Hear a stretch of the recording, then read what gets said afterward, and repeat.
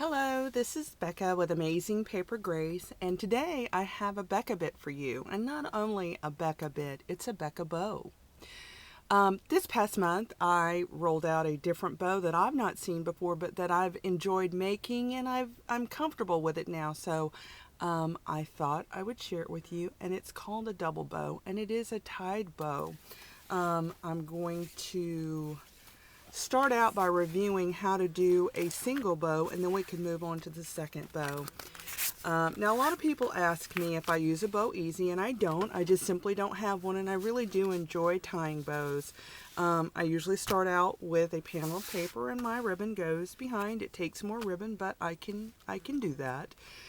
I always tie my bows consistently, and that way I know what I'm going to get. So I always start out by crisscrossing the ribbon with the left over the right always, and then tie an overhand knot, pull it tight, and I like the ribbon to lay as flat as it can, so I curve that ribbon around, and then I put my second finger on the knot, and with my pointer finger I fashion a loop that I grab at the base. And so that's my first loop, and I have a hold of it and I'm pushing down.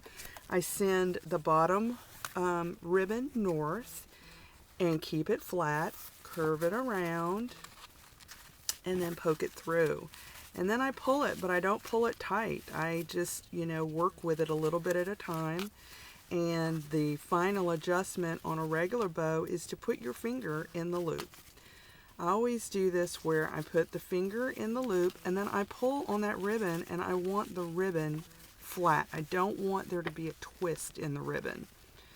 And then I pull it to the size that I want it. And then I do that with the second side too, is I make sure it is flat. I pull it to where I want it, and then I puff it up and pull my tails down. That's a single. So let's take that out and let's do a double.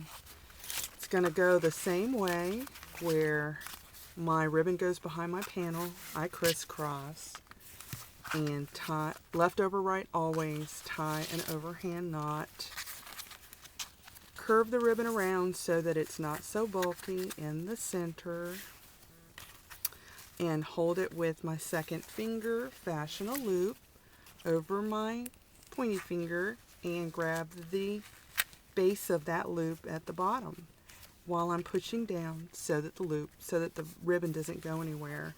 Have a nice tail coming out the bottom that's nice and flat. I send it north and curve around and go underneath. Now with a double bow, you have to make sure your bottom bow is exactly like you want it before you move on to the second part, because you can't go back and adjust. So as I mentioned, I put my finger in the loop, and then I want to make sure that I don't have a twist. So I got this exactly how I want it, and I have this exactly how I want it. That is the bottom. Now on the double bow, one of my tails is going to go north, and one of my tails is going to go right, like an L. So I'm ready for the second part of the double bow. Put my finger on the bow, and with the right loop, with the right tail, I'm going to make another loop that I'll grab at the base. Don't worry about how long it is, you'll adjust it later.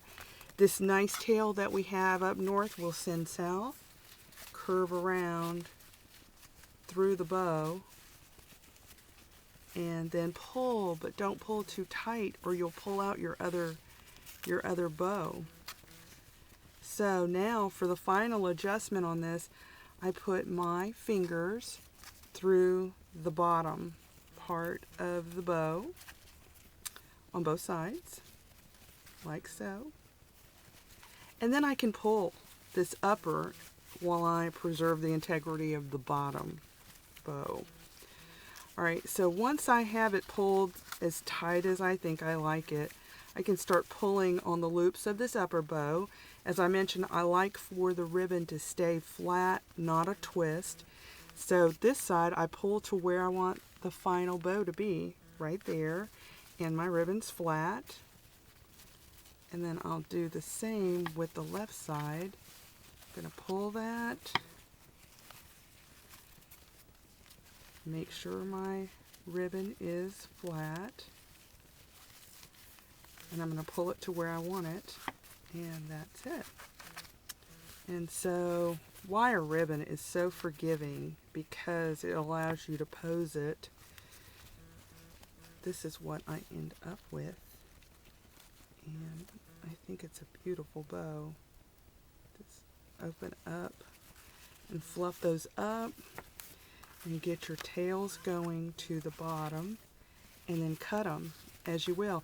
And you can pose this however you want, with these two staggered here or vice versa. It's just a lovely bow. Now, I've tied a couple of these lately.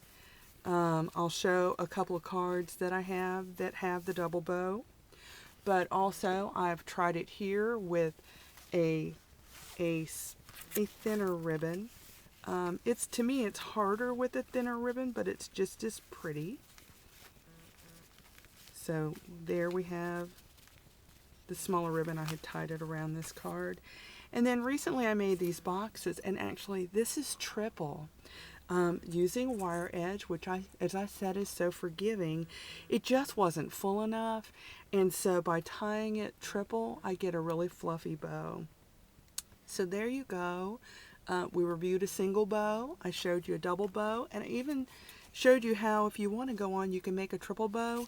You can see if you do this consistently every time, it is not hard. So I cannot wait to see the bows you've made. And thanks so much for stopping by Amazing Paper Grace.